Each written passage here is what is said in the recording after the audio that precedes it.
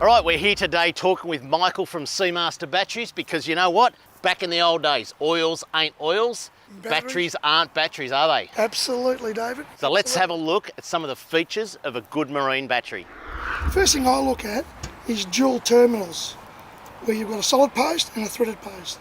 Second thing I look at is cold cranking amperage. That means the strength of the battery.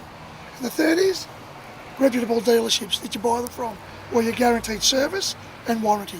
Now, just on the post, Michael, so you've got a solid post and then you've got a threaded post. What's the difference? In a normal application, what people do is they will put their cranking battery straight to their engine.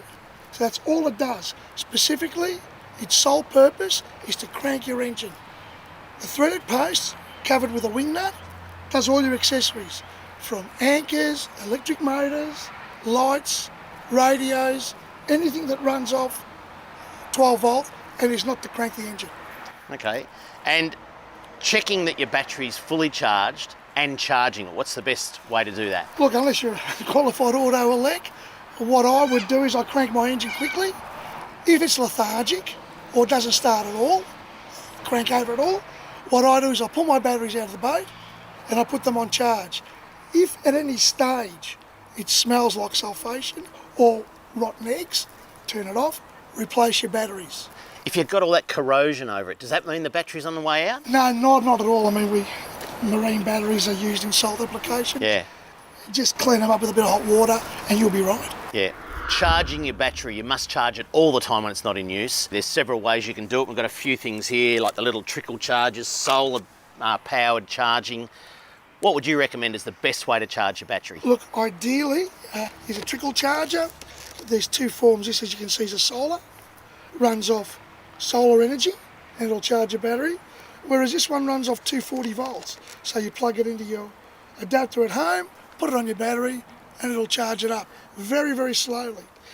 The best form of charging, and prior to using these, I would use something such as this, which does complete charging. It's 15 amp hour, which is quite a big unit. Yep. Once it reaches optimum 12.6 volts, 12.8, it cuts out as a charger and falls into the trickle charge mode.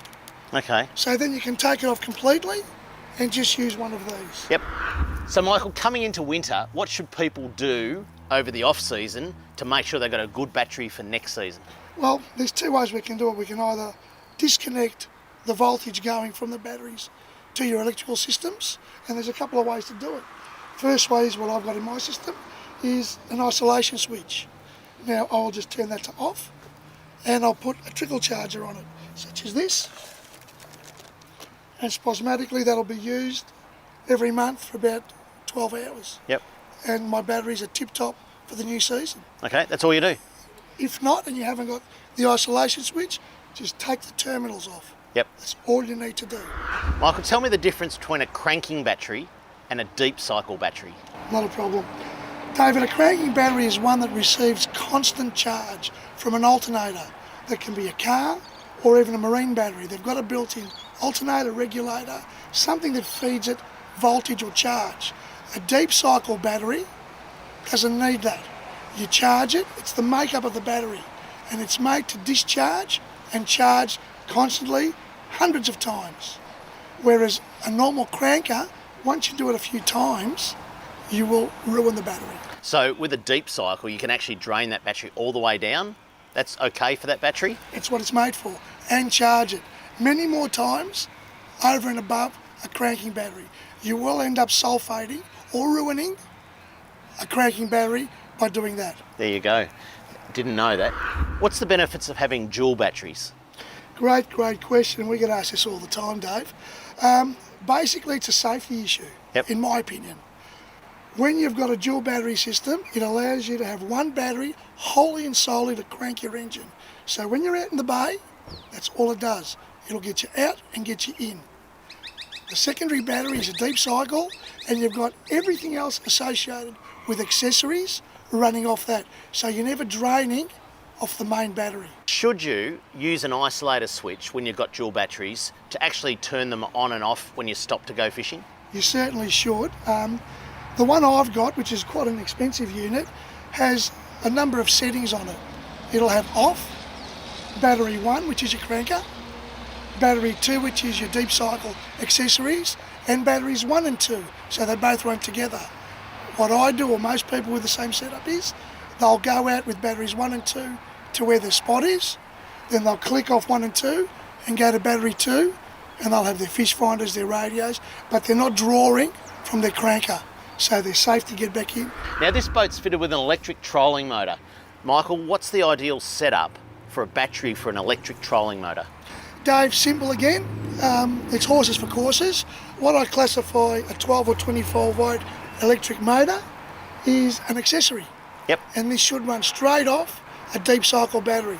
It's not used all the time, it's used spasmodically, so it runs off a deep cycle battery. So if you want to get the most out of your electric trolling motor, should you have an absolutely dedicated battery to that motor? It'll hook up to its own deep cycle battery, which is part of all your other accessories. There you go. Now, when you're buying a battery, how important is it to buy off a reputable dealer? Huge, and it's a cliche, but look, buy from a reputable dealer. The reasons being is, look at national service, whether you can get a warranty in Victoria or Sydney, advice and service. They'll tell you what to use for your application. Appreciate your time, Michael. And like I said at the start, oils ain't oils, batteries aren't batteries. Get yourself a good SeaMaster battery, because if you've got a good battery, you're going to have a great day's fishing.